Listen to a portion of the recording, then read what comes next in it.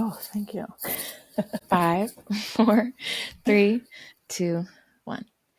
Hello, Kira, and welcome to the Make Life Rich Movement podcast. Thank you so much for coming on today. Oh, thank you. I'm so excited to be here. It's fun. Guys, we're basically besties, so you're going to have a really fun conversation with us today. Kira and I bonded over being inducted into the club that no one ever wants to be a part of, which is the Grief Club.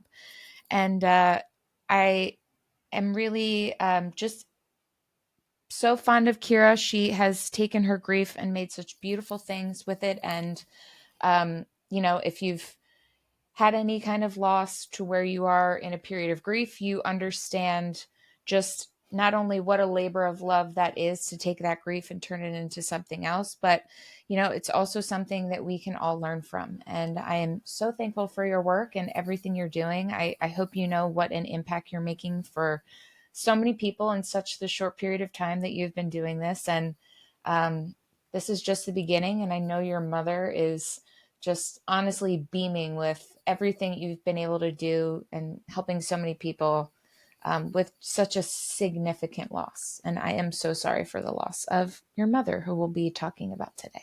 Oh my gosh, thank you. And yeah, I agree. Like we bonded over that immediately. I think that anyone else who has lost a parent or someone extremely close to you, right? You automatically have this understanding of what that other person has gone through, and like you don't even have to bullshit around those people, and that makes it so much better and more authentic in the conversation. You just like dive right into the deep end. You don't have to like wait around in like the small talk. You're like, hey, you've been through some real stuff, let's talk, so it's that's the good thing about grief, I would say, is that it Mhm. allows you to create more authentic and genuine connections with people. So I'm just so grateful to be here and to have this discussion, and we get to work together because it needs to be done.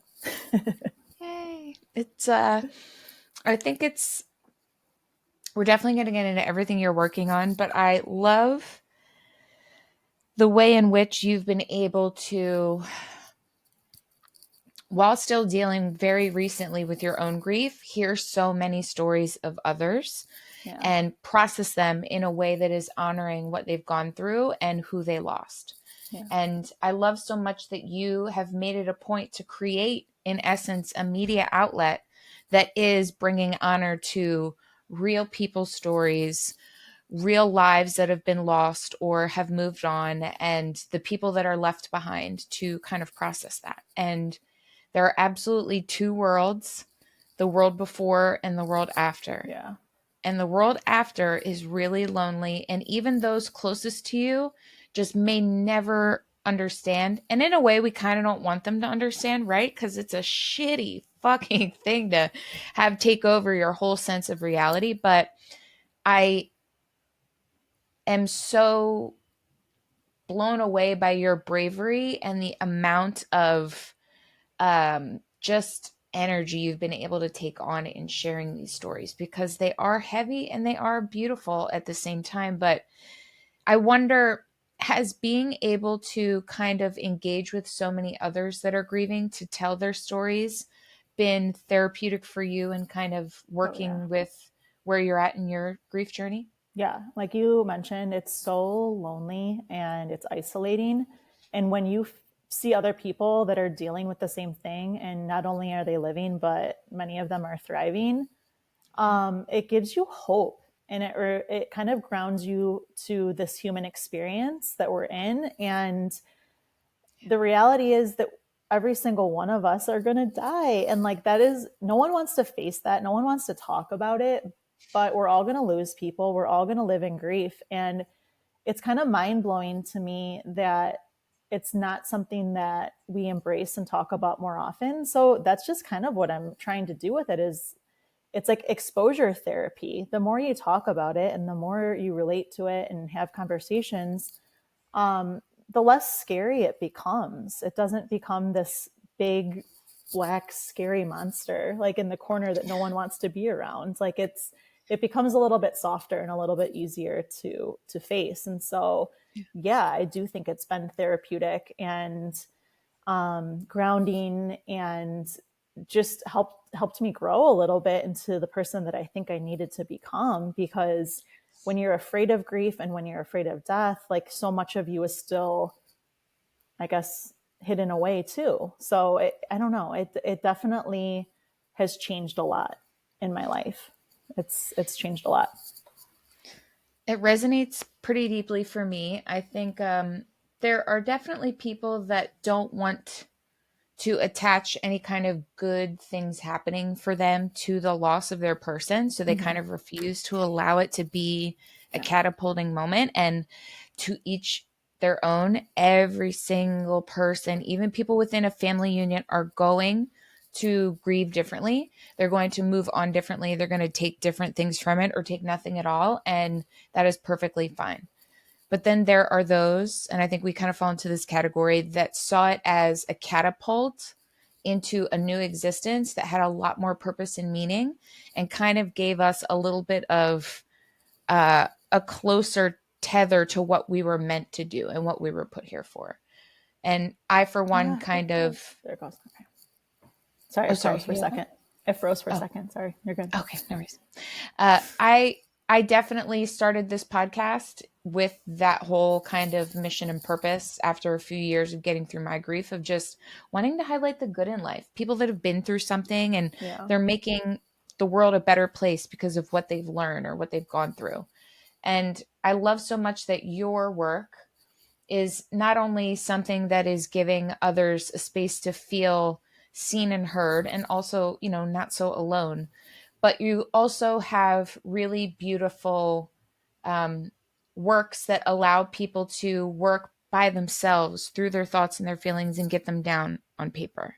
Mm-hmm. I think it's definitely dependent on what stage a person's in and how they feel like processing something to get it down on paper. It's been 5 years for me, and I'm now just feeling like I could write something down, because it's like I've lived it enough in here and like in here that I'm ready now to kind of put it down and let it be a book like I put on the shelf. But um, I love so much that you, an educator, a teacher, um, utilized a journal in those earlier days of you kind of processing your grief. And we'll get to your mom and how that all kind of went down and what that was like for you. But I would love for you to talk about what the healing process was like in terms of where you were turning to getting things out of you and down on paper, and then how that kind of led to what you created from that. Sorry, can you ask that question one more time, because it cut out? Sorry. Oh my God, no, you're good. You're good. Can you tell us a little bit? We'll get to the moment of kind of you figuring out and like your after period, but I would love to learn a little bit about how you created the journal prompts that led to you kind of healing in that moment, just to get a semblance of like, all right, I gotta get it down on paper here. Yeah. So yeah, my mom died very suddenly. And like the reality is my mom and I always had a great relationship, but the 2 years prior to her death, we were arguing like all the time, like fighting like cats and dogs. And it was like over things that were very like trivial and silly, but it was like a period of growth for me because I was becoming a mom, and just life was different. Life was changing in the sense that like before, my husband and I were very much like happy go lucky, like, oh, you want to go get drinks after school? Yeah, we'll be there. And like, now that we have kids or a child at the time, our lifestyle was changing. And so like we weren't available at a moment's notice. We were also, my husband, his mother was battling cancer. And so like there was just like a lot that was going on, and we weren't always seeing eye to eye. And so we were like just arguing a lot. And so when my mom died suddenly, I hated that when she died, we were in that like weird spot. And I just felt like we didn't get any closure. No one gets closure when someone dies. Like you always want more. You always want more conversations, and you want to hear that everything's going to be okay. And so I think I pondered on that. I ruminated on it really for a really long time, especially since when my mom passed, it was like right after my youngest was born as well. So I was on maternity leave. I was home like the most action I got all day was changing a poopy diaper. And so I feel like it was just very easy to kind of sit in the grief and sit in the what ifs and sit in like, man, I wish I could talk to my mom. And so that's where my mind was when I started creating. And that's when I started my guided journals. And basically I wrote the guided journals for my daughters, but I was inspired by the situation with my mom, in which the first guided journal I wrote was to leave behind messages of love, advice, and support for your loved ones. And so if for whatever reason I'm not there for some of life's biggest moments and challenges, I can write notes to my daughters that would be there, I guess, in substitute of my physical presence. And so like, that's where the journal came from. And yeah, from there, I just started kind of talking about grief online and trying to get the word out that I created this journal. And it just kind of like turned into more than that. Like it just slowly progressed into, oh, I can write another journal, or, oh, like I can talk to people on Instagram about their own grief journeys. And from networking and just meeting all of these people, I'm like, wow, I am not alone in this, in the sense that I am not the only one that had a bright idea after someone died. Like there is hundreds of people that have started quilting, making music, starting podcasts, like writing books. And it was just wild to me that that's not something that we celebrate more or like honor more. And so, yeah, then came the magazine. So it's been like a slow but natural progress in terms of just sitting with my grief and then turning it into something that I feel like helps people. Love that. Thank you. I think, hold on, pause 1 second. I think your internet is a little jumpy. Okay. If I turn on the low data mode, I think we won't be able to look at each other, but it's still recording video, and then we're still hearing each other. I'm like moving a little bit too, because like I don't know. Sometimes like our house, if I'm not close to the stairs. Okay. So just, can you see me? I cannot see you, but. Okay. And I can't see you. Okay. Let's All see if that helps with audio. No, my God. This is a regular thing. Internet blows all over the United States of America. It's wild. Do you know where I've never had problems? The UK. Never, not once. Isn't that weird? That is weird. Isn't that weird? That's so frustrating. Okay. It's annoying everywhere in the United States. Even people that are like 2 miles from me, like people in my hometown, I'm like, is this for real? Like, what? Wait, is this a tick? Shut up. Do you have another one? I had one biting me. Get it. My God, they were everywhere. I'm sorry, 1 second. No, get it. Wild. I don't want you to. I'm like, get sick. I knew it. Let me look in the mirror at my neck really quickly. I'm so sorry. What? No, you're fine. 13. Gosh, this little.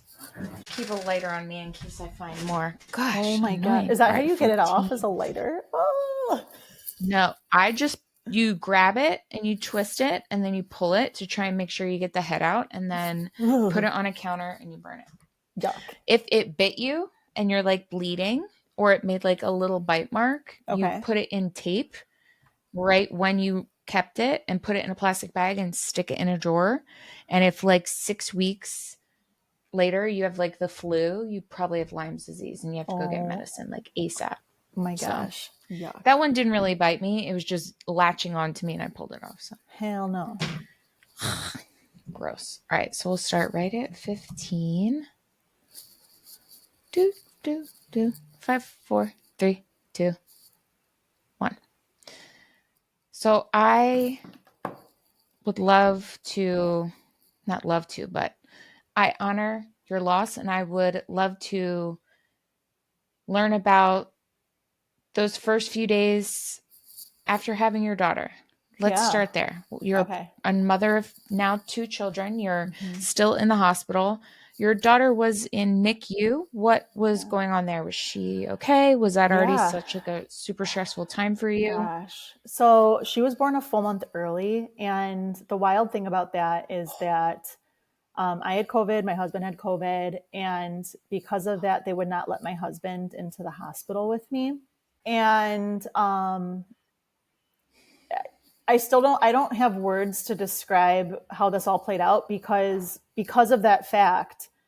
My husband was not allowed in. My mom was, because my mom was COVID negative. And so we did not know that 5 days later, my mom was going to die. Like that was my last moments with my mom, is her being there for me for the birth of my daughter.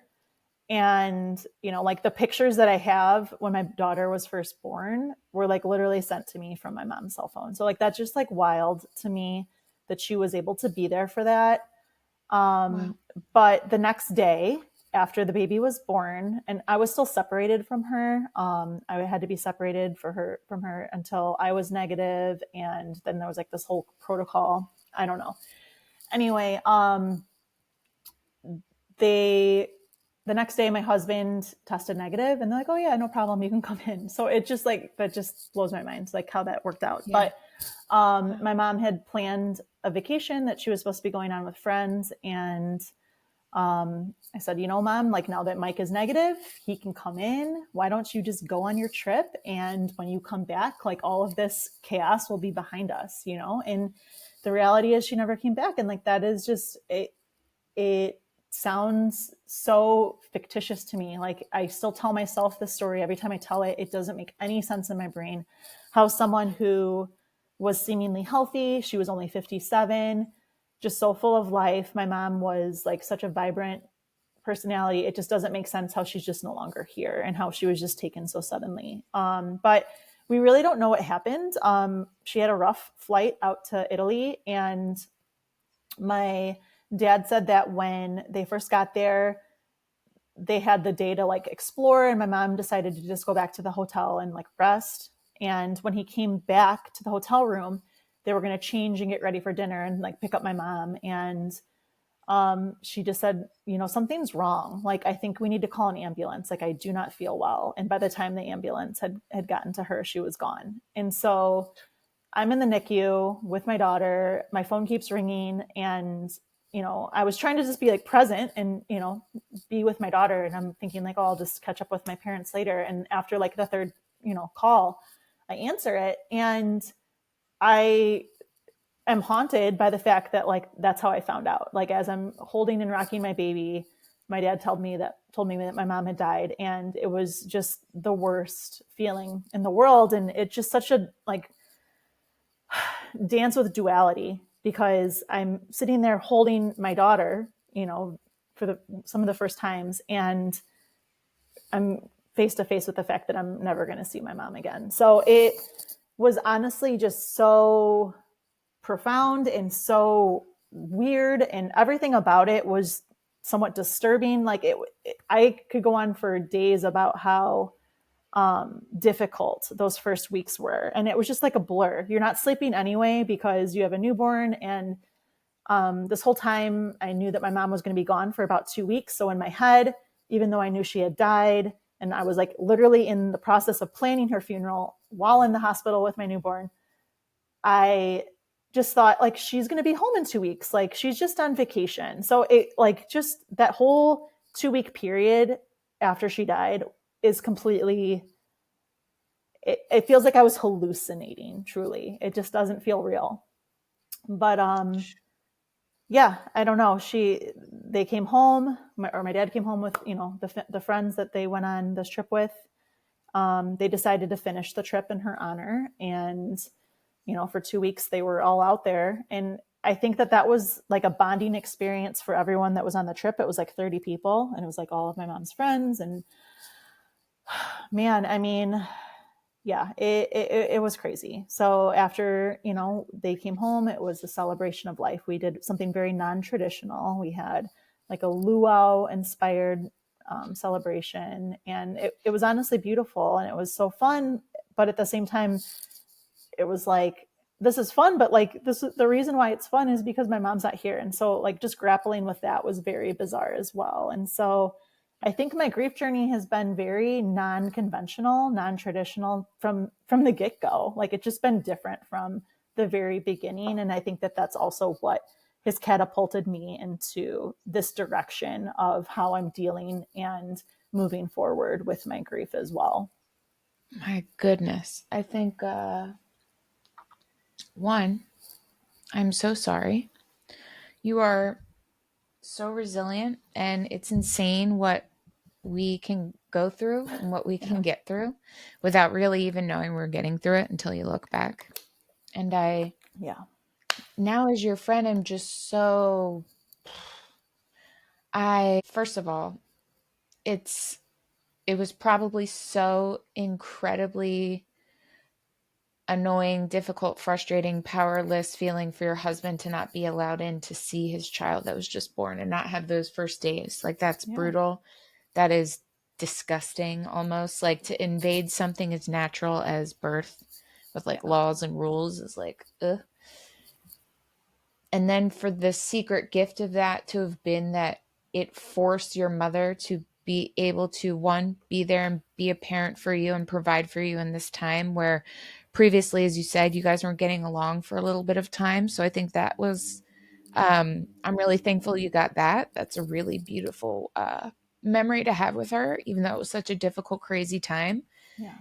And I find it really beautiful that she got to meet your daughter For sure. and that your daughter got to feel her essence, like kind of before she went on her trip. Yeah.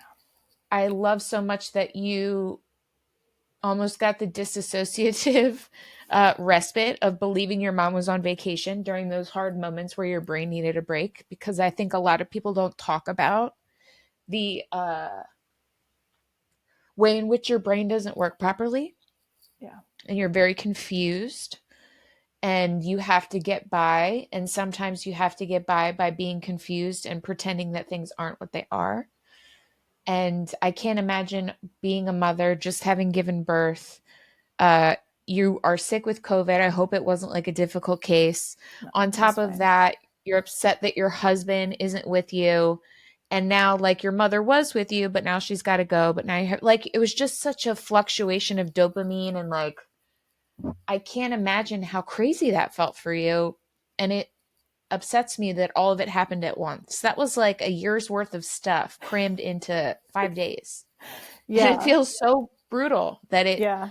I can understand why you were in such like a fight or flight because you were literally getting shit tossy. It was like you were in a tornado of life happening at once. Yeah. I remember like being at the hospital, and this was like the day after my daughter was born. I was texting some of my best friends that have been with me through this like journey that I was on. And just saying like, oh my gosh, like you guys, like, my mom was, just pulled through for me so much. And like, I think things are going to get better. And like, I know that when she gets home, like things are going to go back to normal. And like, they were just like so happy because they had been on this ride with me and my mom. And like every time like something, happened, I would just go vent to them about what was going on. And so like, they knew how much it was tearing me up inside, where we were at. And so, um, yeah, it was kind of like the ultimate mind fuck. Like, oh, cool. Like my mom's back in my life. Everything's going to be perfect. Like we're going to be good. And then it's like, nope, not so fast. Like JK, Yeah. it's never going to see her again. So yeah, it's crazy. Totally nuts.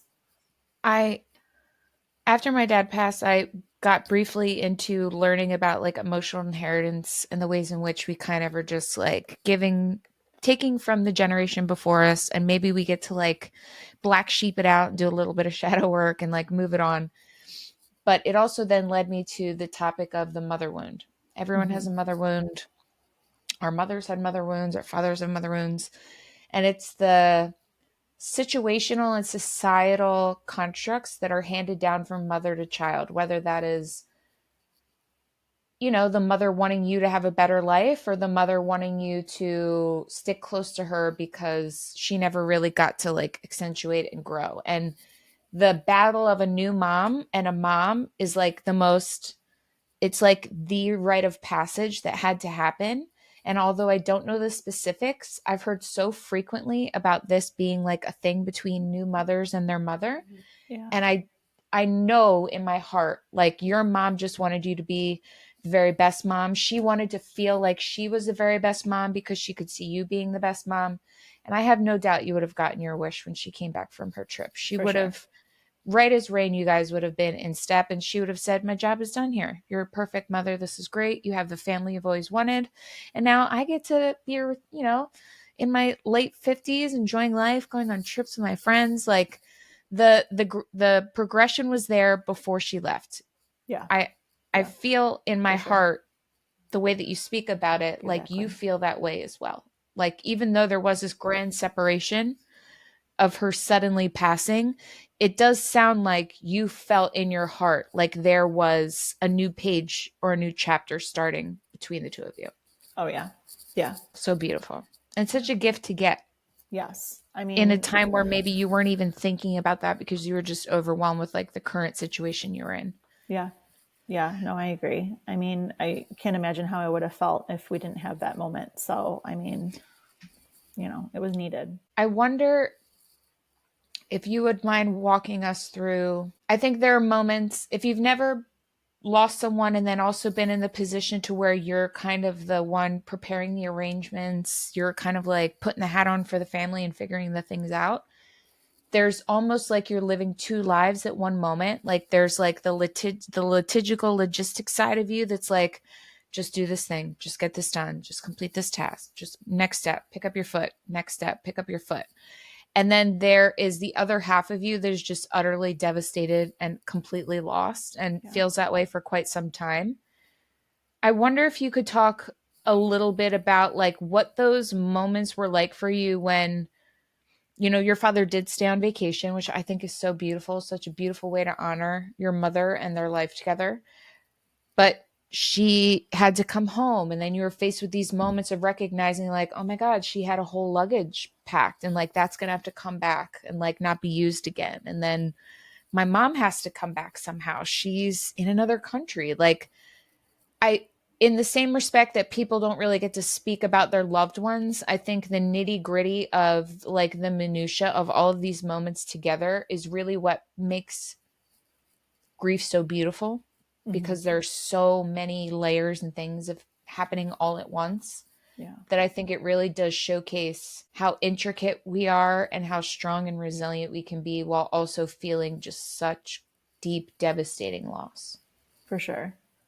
Yeah. And I mean, because, my dad was gone and there was like a time difference, like my brother and I would, have little quick like check-ins with him and say, Dad, this is what we're thinking. And he's like, whatever you guys want to do, like just run with it. Like, I'll give you my credit card. Here you go. And so my brother and I really like rallied together to pull together something that we thought would really honor my mom. So again, like it was definitely non-traditional. My mom was also an educator, and she taught at the high school that she also attended, which is kind of crazy to me. And so her school was incredible. They did a celebration of life for the faculty, staff, and students as well. So we had to plan like two different types of celebrations for her.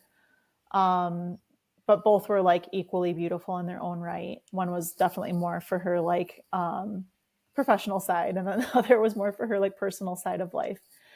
But yeah, I mean, there is a part of you that you almost need that checklist to survive, and you almost like need to plan those things to survive, because otherwise you just kind of are going crazy, and just thinking about all of the really difficult aspects of grief. And so I feel like that logistical side, as much as it's like painful and no one wants to do it, it does kind of help you kind of keep your shit together, if that makes sense. Yeah, Because it's literally. things that need to get done. And I felt the same. I And I know, wonder too if, oh, sorry, go ahead. no. I mean, I know like when my dad finally came home from his trip, one of his best friends that was also on the trip with him stayed at his house for a couple weeks to kind of, she's also in like financial planning and estate planning. And so she was able to like help him get all of my dad's like things in order. And they would just have a checklist for the day. And like, when they would get things done, they would both like joke and be like, check, and it's just weird. Grief is weird. Dealing with loss is weird, but like sometimes just having a checklist to get you through the day is so important in those early stages to kind of keep you afloat. I don't know. Yeah. I felt really similarly, and I think there was a moment where I almost realized that I was using this task list as a disassociative coping mechanism, because Yeah, I was just like, I would do like, I would climb Mount Everest right now with flip-flops if I could, to avoid thinking about or dealing with what's happening in my actual real life right for now. sure. And I think for me, in the evolution of grief, that same avoidance energy has kind of evolved and grown into drive, and recognizing that life is so short Mm-hmm. and that we truly must wake up every day with a purpose and try to achieve it, or get as close to it as you can, and then wake up again if you're lucky and start all over again. And I love so much that with the work that you started doing, in addition to your full time job and being a mother of two, a wife, like you have a whole life, you've created these two businesses that are, in essence, like self guided. It feels like self guided therapy. And Yeah, I can see through that. the, I'll say when my father passed away 5 years ago, May 15th. And when that happened, I was scouring Instagram like a psychopath, just looking for somebody that was talking about how they were feeling. And I remember in the moment, I've always had to use social media for work. So I had to show up, and I was like, fuck it. You people are going to see me throw up crying right now because this is all I got for today. But I got to tell you about something for what I'm doing, like with my business. So here we go. And the authenticity of what I was putting out was so jarring and scary to people that, like, it was very aware how alienating my life was about to be for the next few years.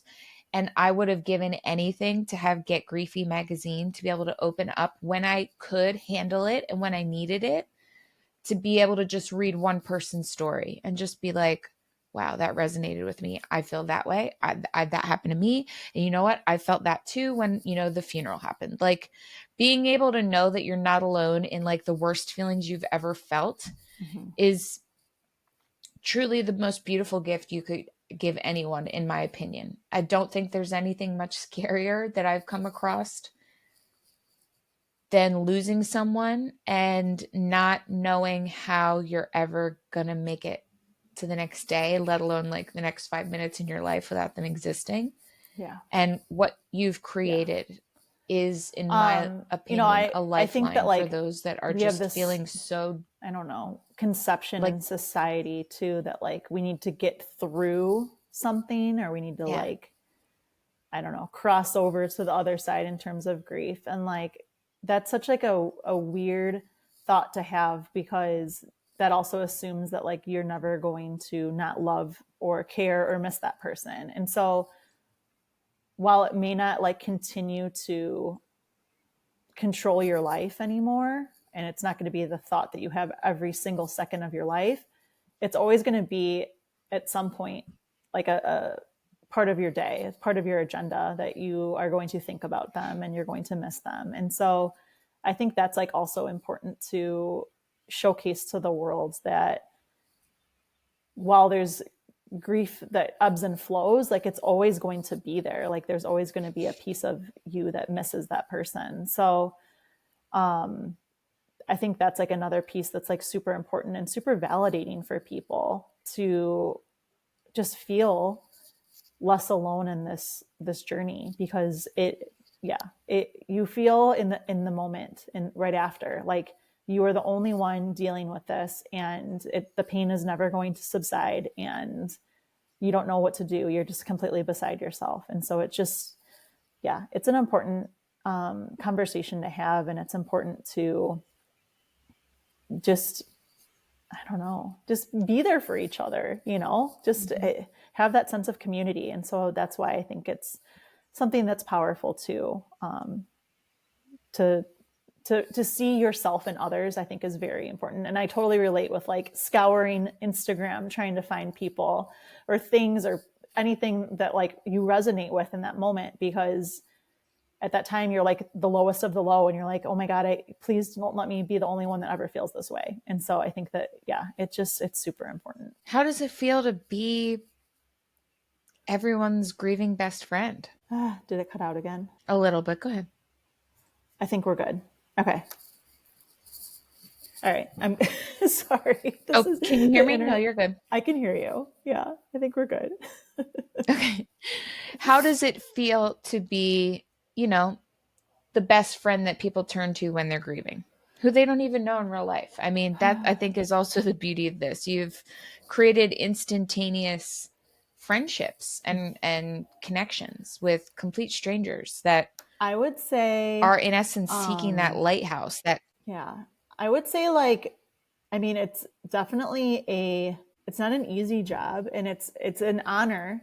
And there's sometimes I worry that I'm not able to do enough, I guess, if that makes sense. Like I don't want to like ever leave anyone high and dry. So I feel like that part is hard, and um I am trying to like set boundaries with myself about like not being on my phone all the time, and like only dedicate a certain amount of time to this. But it's definitely like a struggle sometimes, because you know that there's people out there hurting, and like you're just hype after you've gone through loss, you're just hyper aware of what other people are feeling as well. And you never want to leave anyone like feeling alone in their pain. So I think that part is actually like really challenging, and it is hard and kind of draining in a sense, because um yeah, you just want to be available. You want to be available for people. And so um I don't know. I don't know what the solution is, other than just letting people know that like I'm there and I care, but at the same time, like I can't do it all, So it's like it can be daunting, I would say. yeah. And I think because you're one of the early, I think grief has become a bit of a hot topic as of late, and it should be, because literally every person on the planet at some point or another is going to experience it. Yet there are no services, no resources, very few people doing what you do. Mhm. And literally you're still in the infancy of your grief and of the work that you've created to help yourself and to help others with their grief. I would love to just hear about what you envision and what you would love to see Get Griefy and Legacy Letters Journal kind of evolving into. Sure. Who? I mean, I think again, because I feel like responsible for my followers in a sense, like I think it would be really nice to have more of a community where if someone's feeling a certain way, or they need to get their feelings out there, that there's other people there that are able to help pick up other people when they're feeling down as well. So I don't know what that means really. I have to like flesh out options, and truly I'm like learning things as I go. I did not know anything about starting a business when I did both of these things. And so like as I go, I build a website, and as I go, I figure out email marketing, and as I go, I figure out like ways to collect payment and like all of these things. And so I don't know what that looks like yet, but yes, some type of community I think would be really nice, as well as like in events in person. I know people are all over the world, but there is a good portion of my following that I feel like they're following me because of like the geolocation on Instagram, and it just like it's easier for my content to get pushed to them. So I do think that there's a big chunk of my following that's in the area. So I don't know. I really do hope to see it evolve, of course, organically. And I don't want to like push anything before it's time. I need to be patient. That's something I've also learned in this process, is because I am a teacher, and perfectionism I think runs in the profession a little bit. Like I want everything to be like just right and Yeah. just perfect as it's coming out, and like that's just not the reality of owning a business. Like I think everyone is in this like trial and error stage, and so I don't really have an answer to that question. I don't know exactly what it's going to look like. I just hope it grows. I hope that there's more possibilities for people to interact. And I hope that there's more possibilities for connection and support for everyone. I love that. I have no doubt that you'll do it. You've already created such an impressive publication, and your journals are already helping so many people. I would love for you to toot your horn a little bit here because you've achieved so much in less than 6 months, or a little over 6 months of having officially launched Get Griefy. So tell us about your subscribers, how many you've sold digitally, or digital is free, guys. So you will be able to access the website in the show notes to be able to look at that. You can also purchase on Amazon for a Yeah. printed edition. But tell us your facts. What countries are you in? I am just so over impressed with what you've been able to achieve, and I think you need to tell people about it. So I need to actually go back and look because my data is like probably 2 weeks old now. But as of, yeah, like at the end of the school year, I was sitting at 2,000 reads. So 2,000 people have read it so far. And then, yeah, country wise, it's been read in Spain, Mexico, India, Australia, Canada, obviously United States. I think there was someone in Colombia that viewed it, Germany, the UK. Yeah, it's Ireland. Like it's been in I think it was 20 countries the last time I counted. So it's been all Wow, over. Um, really and yeah, cool. I How does really that am feel to have this thing that you trying literally to make it just free. ran with I think as it's a random important. idea that popped into your head? Wait, what? No, go ahead. Sorry. Oh, okay. Yeah, so I really want it to be free for as long as possible, at least digitally. And then I don't know. I am printing on Amazon for now, but it would be really nice to like actually have a legit subscription where people can pay for it and it gets mailed to their house. But at this point, like I don't know how to do that yet, so I'm figuring it out. So yeah, I don't know. I love that. My Richies, if any of you know how to help Kera with this, please DM her, reach out to her via the website or her Instagram, which are included in the show notes. Let's get this moving. Let's help her out here because we can all share our knowledge and our wisdom and get this publication out to even more people. And I know that you love teaching, but I, you've, gosh, you've helped so many people in such a short period of time. This is your calling.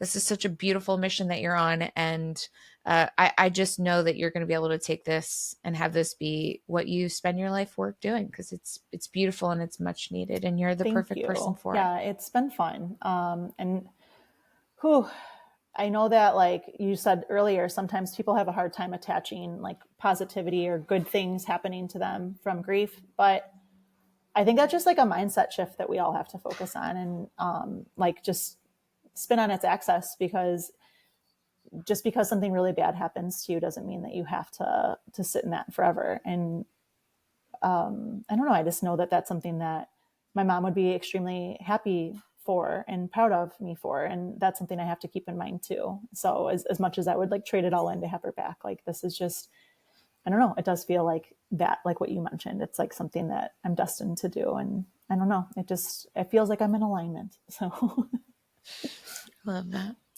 You're so special. Your work is beautiful. I'm so sorry for your loss. And I'm thankful that you found an outlet that feels good for you and simultaneously is just helping thousands of people all at the same time. It's truly impressive. And I just hope you know what amazing work you're doing and how much you're changing people's lives. And it's truly it's a gift.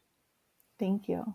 Thank you so much. So Kera, my final question to all of my guests is this: how do you make your life rich? I think that making your life rich is truly embracing what's at your table and how you make the best picnic out of what's there. And even though it's maybe some pests or some things that you really don't want to have to deal with, trying to find a way to enjoy what you have while you have it is like the best way to make your life rich. It's not always about truly the riches, but just the gifts that you've been given and the people and your presence and I don't know, just I always say that I'm turning my lemons into legacies, and I think that that's how I'm making my life rich at the moment. I don't know. I love that. It's so beautiful. It really is. I think you're absolutely leaving a beautiful legacy. I think your daughters are going to live very full, happy lives because their mother is showing them how to while living her own. And that is just the most beautiful thing you could ever hand down to your child. So I think you're doing pretty good, friend. Oh, Thank you so thank much for you. coming on. Thank you so much.